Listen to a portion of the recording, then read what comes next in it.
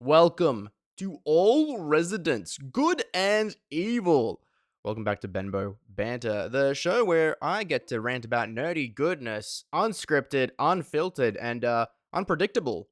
Yeah, I think I'm sticking with that tagline from now on. I like the way it rolls off my tongue. Now, usually when it comes to reviewing games, I used to make individual reviews. However, from now on, I'm thinking I'm just gonna stick with the Benbo Banter format I've got going. I really enjoy recording them, and they feel a little bit more genuine just because they're not scripted. It's kind of a little bit more like a podcast episode than a scripted video. They just feel more genuine, and to be honest, they're more fun to make.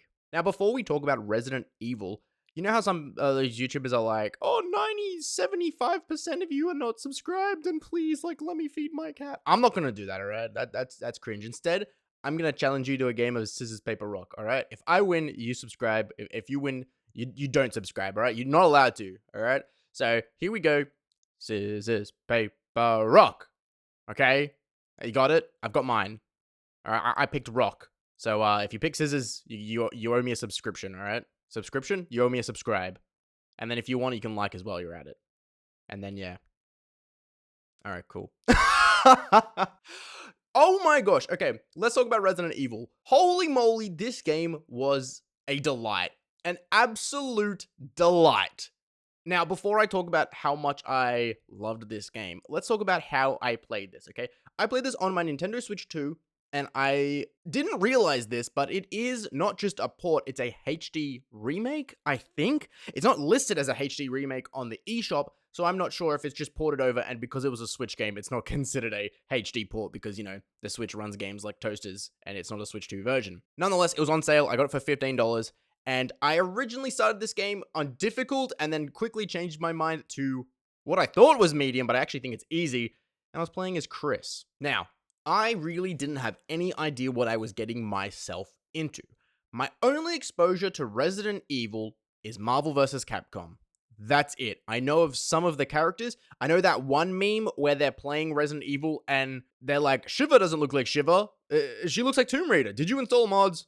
No, and then Master Chief is there, and it's hilarious. Right? That's truly my only exposure to Resident Evil. So I wanted to go in blind and excited, if anything. Off the bat, I have never played this game, yet it feels so utterly nostalgic.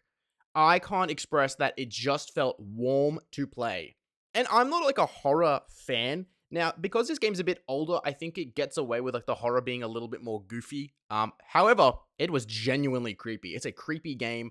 I got jump scared a couple of times, but I wasn't annoyed by them. If anything, I was like, oh my gosh, a jump scare. And it just the charm of the game, it's off the chain. Now, if you are like me, you don't really know what Resident Evil is. The first plot line is actually super simple, right? You're either playing as Chris or Jill, and you work for a police department called STARS in Raccoon City. You guys are freaking rescuing some people that got jumped by some scary motherfuckers, and you end up in this creepy-ass mansion trying to find a way out with your fellow teammates. Along the way, you realize that zombies are roaming the halls, and your goal is to escape and slowly uncover the secrets of this creepy-ass mansion. This game took me 10 hours to beat, which I think is a lot slower than most people's playthroughs. I did watch a speedrun after my initial play, and I was like, wow, you can get this game done so quickly. Now, what I realized after playing this game, I assumed this was going to be a pretty linear experience, and I was very quickly proven wrong with how many segments of this game you can kind of avoid. Now, this is an old game, right? This is an old game, and I'm absolutely shocked by how much of a movie this feels like. This feels like cinema. And if you're looking at the gameplay above, there are fixed camera angles, all right? This is third person. However, when you walk into a room and go to certain areas, the camera fixes to a certain spot. Now, I was kind of intimidated by this at first. However, I very quickly accepted this as two things. Number one, this is a part of the difficulty, all right? Treat it like it's a different type of game. It's not a third-person game. It's a different type of game. It's a fixed camera game. You know, it's its own style. Secondly, holy flavor. I actually love the fixed camera angles so much. I honestly don't know why more games don't do this. I don't know if I'm insane, but the clunky feel and the stress of like trying to move around a room, oh my god, I loved this. Especially for like this horror aspect. you know, I feel like with most horror movies, people always laugh and being like, oh, they trip over at the worst time. This helps me feel like I'm a part of this like horror survival mission because I'm all over the place. A freaking dead dog just jumped in the window, and I'm running for my life, and I'm running to the goddamn wardrobe. I loved it so much. There were moments where it was frustrating, but those were honestly not as much as I anticipated. So everything, the visuals, the sounds, the camera angles, I loved it so bloody much. It was fantastic. Now, let's talk about my gameplay experience with Resident Evil. I didn't really know what kind of game I was getting into. I generally knew that the game was considered a survival horror game. However, I didn't really realize how many puzzles there would be in this game. This is the first game in a while I've busted a notepad out to take notes on. I'm not a big puzzle gamer purely because I think I get intimidated by the idea and I hate the idea of like giving up on a puzzle because I'm frustrated. And it happens. It's just it's a human fault. But this was a very pleasant experience, especially with the puzzle side of things. The way you're mainly handling this game, probably the biggest factor is inventory management. As Chris, you only get 6 slots. I learned after the fact that Jill gets 8 slots. So you only have 6 individual slots for items. And in your inventory, the options you get when it comes to using items is to use it like a weapon, to use the item, then like have some kind of implication to like the external world. So like, oh, I've got a book, let me put it on a shelf. You can examine the item, which pulls up the 3D model of it, and you can kind of move it around, manipulate it in a 3D space, and you can even find little hidden secrets on these items. And I was just so surprised at how innate this felt. I just felt like I was there in the world picking these items up and actually looking at them. Then, of course, when you find out that one has a secret, I'm picking up an item, I'm looking all over it, and I realized, oh my god, this is what I would do in real life. If someone handed me an object that was kind of interesting, I'd be looking all around it, Someone hands you like, oh, check this out. You do the 360 scoping around, having a look at it, and I was just so excited about like, oh, a new item, let me have a look at this. And for games like Legend of Zelda, when you get an item, you're kind of thinking about functionality. Here, you're just interested. As well as not an equipable item, but like the data logs that are in this game.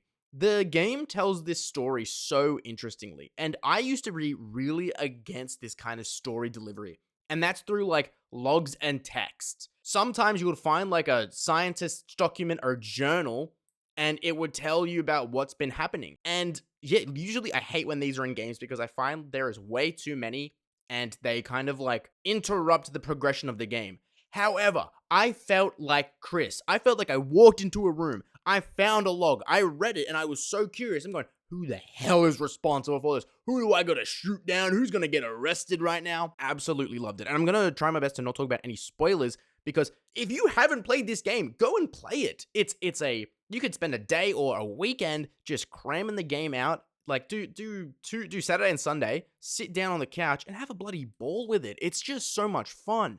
But overall, the puzzles were really fun. Now, in my entire playthrough, I only janked one puzzle. And it was one that revolved around a 3-pin combination of numbers. And I thought I had figured it out, and it turned out that I didn't. So I may have just like spammed the keypad to get into this certain room. I wasn't proud of it, but I was proud that that was the only one. One of the famous clips of me playing Skyward Sword was this puzzle lock where you need to go like up, down, left on this lock, and I just spammed it for like a good 3 minutes until it worked. So I was glad that was the only puzzle I janked my way through. But at the same time, if I was Chris in this environment, be like, oh, you damn motherfucking puzzle. Beep, beep, beep, beep, beep, beep. All right, cool, we're good. Because some puzzles punish you for getting them wrong. So when I figured out that this one didn't, I was like, all right, sweet. Now, combat-wise, there is combat in this game, and oh, I love it. It is not balls to the walls, ballistic, shoot all the zombies. You have limited ammo. The knife you have in your hands is not the greatest, so you don't really want a zombie coming right up to you. There's not really like a health bar. You have like a conditions tab where you're like fine, caution, danger, and then you're dead. And I love it. I was being efficient with my ammo. You get a couple different like survival gear that helps you if you do get like grabbed by a zombie. And I won't talk about too much what kind of creatures there are, but there are not just zombies in this world.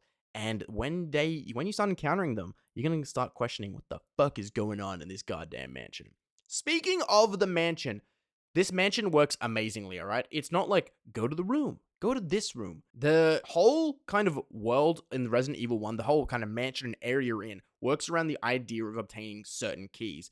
And you obtain these keys generally in a set order. However, the way you kind of uncover the puzzles and such, you can kind of handle very freely. I would find equipment and gear, chuck them in my storage box, and then later I would find something that'd say like, oh, this kind of item would be handy here, and I'd be like, oh, I know exactly what I need. Let me go to my box and get this. And that felt genuine. I felt like I was exploring this mansion, trying to stay safe, and then I would walk back to my room and be like, all right, now I gotta watch out for zombies, and I gotta go get this freaking Pandora's box and shove it up this guy's asshole and then spin his butt cheeks 10 times in order to open this door.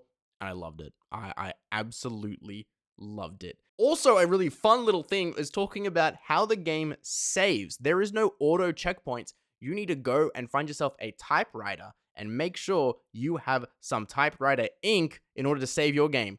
That's right, you have limited saves in this game. At first, I was like, that's dumb. But after that, I thought about it more artistically and theatrically. I'm Chris. I'm in this mansion. I gotta write a memo about my journey here, all right? If Chris dies here, all right, let's say I'm Chris. I die. When backup hopefully eventually comes to this mansion after I've been gone for a week, I want them to find my memoirs. I want to help them in my story. So I was thinking, like, this actually makes so much sense for saving the game. You know, we constantly find these journals and diaries all around this mansion, and they help me uncover the secrets of the evil residential mansion. It only makes sense that my protagonist, Chris, or Jill, would leave little notes scattered around the mansion being like, I've got this, there's a shotgun in the chest. I loved it when I thought about it like that. It wasn't a save mechanic, it was story, and I feckin' loved it. Now, the last thing I want to talk about, and the last kind of like really fun point I had was, I'm a big hater of current media and just the way we're connected, which is ironic because you probably are watching this and you might not actually know me in person and you're just listening to me talk about things. However, there was this sense of bliss when I was a kid, all right? I'm 25 years old at the moment, so take me back, 15 to 20 years.